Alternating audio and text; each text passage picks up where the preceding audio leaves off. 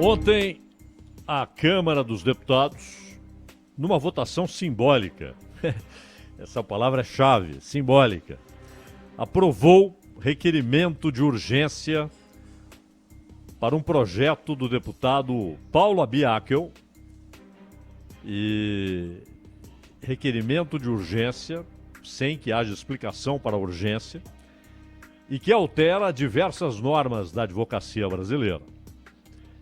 Entre as previsões, não esperem que seja algo que diga respeito só ao exercício de uma profissão.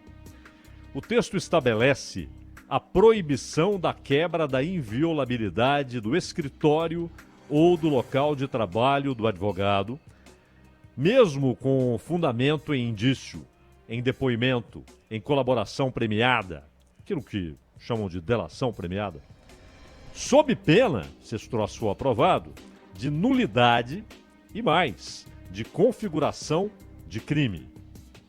Na prática, se isso for aprovado, o resultado será a blindagem de escritórios de advocacia, de mandados de busca e apreensão autorizados por um juiz, é óbvio, por um juiz, com base somente em delações premiadas e depoimentos.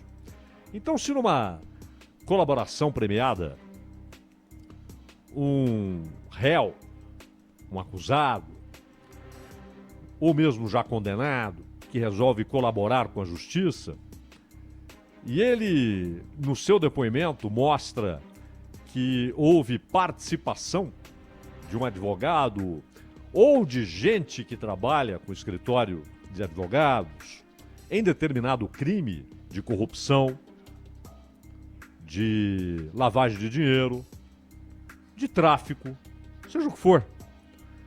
O juiz não poderá, somente com base nessa informação de uma delação premiada, ou com base em depoimentos oficiais, em indícios, não poderá ordenar a busca e a apreensão. Outros trechos do texto tendem a restringir delações envolvendo advogados e, portanto, aproveitando os nobres deputados, aproveitando o ensejo, aproveitando o projeto do Paulo Abiakel, para já limitarem a possibilidade de colaboração premiada, um instrumento fundamental no combate ao crime organizado, no combate à corrupção. O requerimento de urgência teve apoio do PT, do Centrão e dos deputados governistas. Então, do PT aos que apoiam Bolsonaro, passando pelo incontornável Centrão, todo mundo falou, é urgente, é urgente. Eles aprovam o requerimento de urgência quando querem muito a aprovação de um projeto. Talvez, porque há alguns partidos que eles não trabalham tanto no parlamento. Eles preferem trabalhar no Supremo. Diariamente eles estão entrando com recursos no Supremo para tentar derrubar alguma coisa. Diariamente um partido vai lá tentando derrubar algo ou tentando garantir algo, mas sempre batendo as portas do Supremo. Já tem ali os advogados permanentes, preparados para entrarem com ações que provoquem uma posição do Supremo. Foi o caso, aliás, da decisão do Fachin com relação àquela decisão do governo de zerar a taxa de importação de revólveres e pistolas. O Supremo foi procurado pelo Partido Socialista Brasileiro, não é? E aí o Fachin, o mesmo que proibiu, por exemplo, a polícia, durante a pandemia, de fazer operações, a não ser em casos excepcionalíssimos que a justiça deve determinar, mas de fazer operações em determinadas regiões do Rio de Janeiro. Fachin, com isso, priva a população dessas regiões de terem a presença policial, o socorro policial, a ação policial, a presença física do Estado, representado ali, o Estado, pela força policial. Ele proibiu. Não é? O mesmo Fachin decidiu, então, que não pode, tem de manter em 20%. E aí ele alega, primeiro ele alega que cabe ao Estado a garantia da segurança pública. Só que o Estado não garante, doutor Fachin. O Estado não garante nada, o Estado faliu em termos de segurança pública. E aí, principalmente os estados, porque o dia a dia da polícia no Brasil é comandado pelos governadores. Não é? Eles que têm as polícias. Diferente dos Estados Unidos, onde elas são municipais, você tem a Guarda Nacional, que é outra história, é para eventos especialíssimos. Né? Quando a polícia local não dá conta do recado, entra a Guarda Nacional. Ou uma guarda estadual que o Estado resolva ter. Mas a polícia municipal, que não, ela é estadual. E os estados mostram uma crescente, histórica, notória incompetência em garantir segurança pública. Mas foi lá o Fachin. E ele usou um outro argumento. Disse que isso vai prejudicar a indústria nacional. Bom, se essa for uma premissa constitucional, que é o que deve ser sua preocupação, doutor Fachin, então não se importa mais nada. Que haja produção correspondente no país. Lembra dos tempos da reserva de mercado para a informática? Aquilo atrasou o Brasil em décadas. Décadas. E só resultava em produto ruim e caro para o consumidor. Não é? E o contrabando, óbvio. O contrabando. E é o que acontece na história das armas. Né? Quem faz tráfico de armas agradeceu o doutor Fachin. Não é? O tráfico vai continuar firme e forte. E a indústria nacional tranquila, não precisa ter preocupações com qualidade e preço, porque não tem concorrência, pelo menos não tem concorrência com essa alíquota. Mas então, alguém talvez provoque o Supremo a se posicionar a respeito dessa ideia muito aplaudida e apoiada na Câmara, essa ideia concretizada em projeto do deputado Paulo Abiakel. Talvez alguém bata as portas do Supremo. Mas pelo leque de apoio ao projeto, não sei se alguém vai bater as portas do Supremo. Supremo, que falando em combate à corrupção, quer esclarecimentos da ABIN, ou, dando nome a quem tomou a decisão, Carmen Lúcia, que determinou que a ABIN e o Gabinete de Segurança Institucional da Presidência prestem informações em 24 horas sobre supostos relatórios produzidos para orientar a defesa de Flávio Bolsonaro no caso das rachadinhas. Rachadinha é crime, né? Parece um nome simpático, inofensivo, quase amistoso, né? Rachadinha. Mas na verdade é crime, é uso indevido de dinheiro público. E obviamente, resta saber, e é isso que Augusto Heleno e Alexandre Ramagem, Augusto Heleno, general, que comanda o Gabinete de Segurança Institucional, e o Alexandre Ramagem, diretor-geral da ABIN, eles devem esclarecer, como disse a Carmen Lúcia, algo simples. Vocês escreveram aquilo ou não? A ABIN soltou aqueles documentos falando em finalidade, defender FB, Flávio Bolsonaro, no caso da Alerj.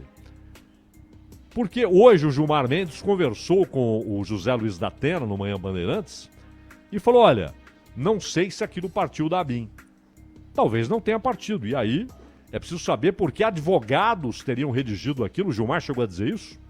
Que há uma versão de que foram advogados que redigiram aquele troço. E é preciso esclarecer. Mas como que advogados redigem um negócio como se fosse um documento da ABIN?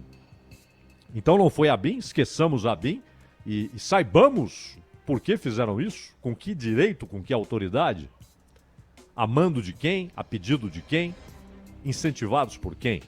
Mas se foi a ABIN, ela está extrapolando o seu papel. Primeiro porque há no documento uma denúncia contra a Receita Federal, contra um ex-secretário, o Maciel, Everardo Maciel, e contra o atual chefe da Receita Federal, o Toster.